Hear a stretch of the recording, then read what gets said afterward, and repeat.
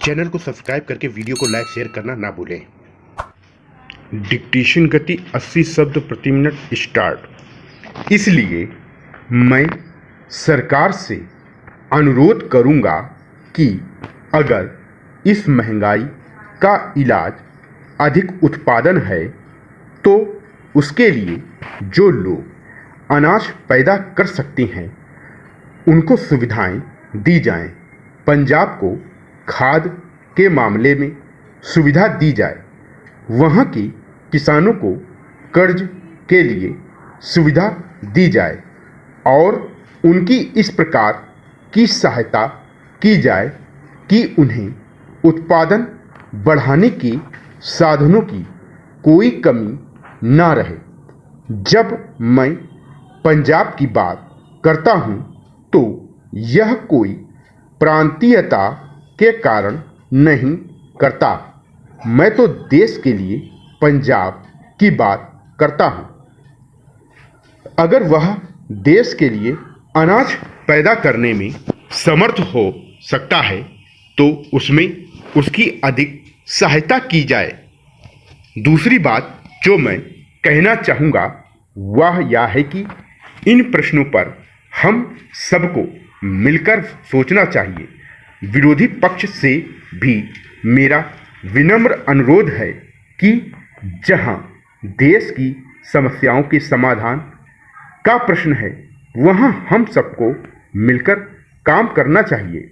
हमारे प्रधानमंत्री जी ने भी इस संबंध में हमें रास्ता दिखाया है, क्योंकि मैं देखता हूं कि जब भी देश में बड़े बड़े सख्त सवाल आए हैं हमारे प्रधानमंत्री ने विरोधी पार्टी वालों को बुलाकर उनके साथ विचार विमर्श किया है।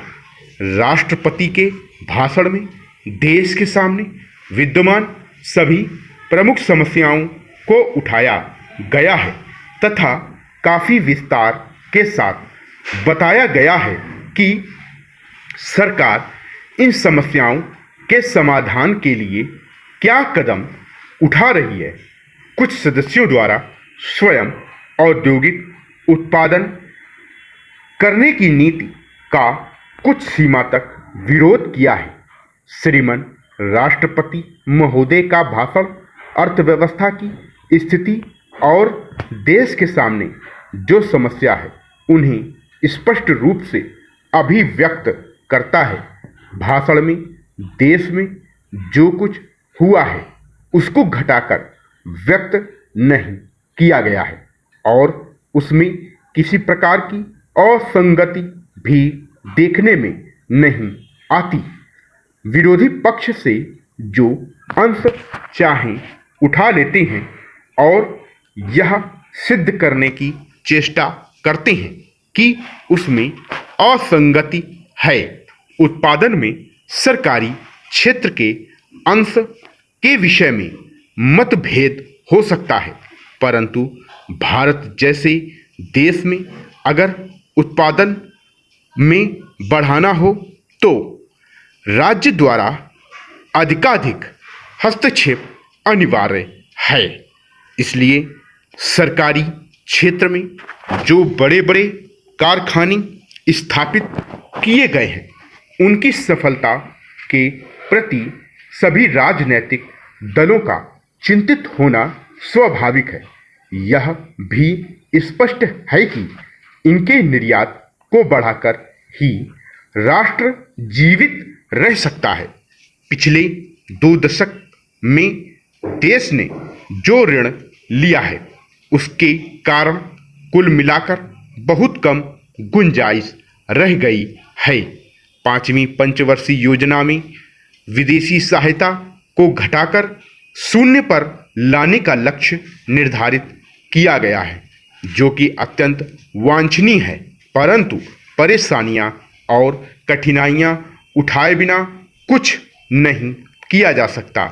पिछले 5 वर्षों में देश ने अनेक क्षेत्रों में बहुत ही सफलता प्राप्त की है, परंतु यह भी सच है कि 40 करोड़ लोग पहले से पिछड़ गए हैं। हर साल अब हमारी संख्या 1 करोड़ से भी अधिक बढ़ जाती है। यह एक भीषण समस्या है। इसलिए हमारी समस्या का हल यही है कि हम खाद्यान्न के उत्पादन को बढ़ाएं। मुद्रास्फीति बहुत अधिक हुई है। इसके कारण बताए जा चुके हैं।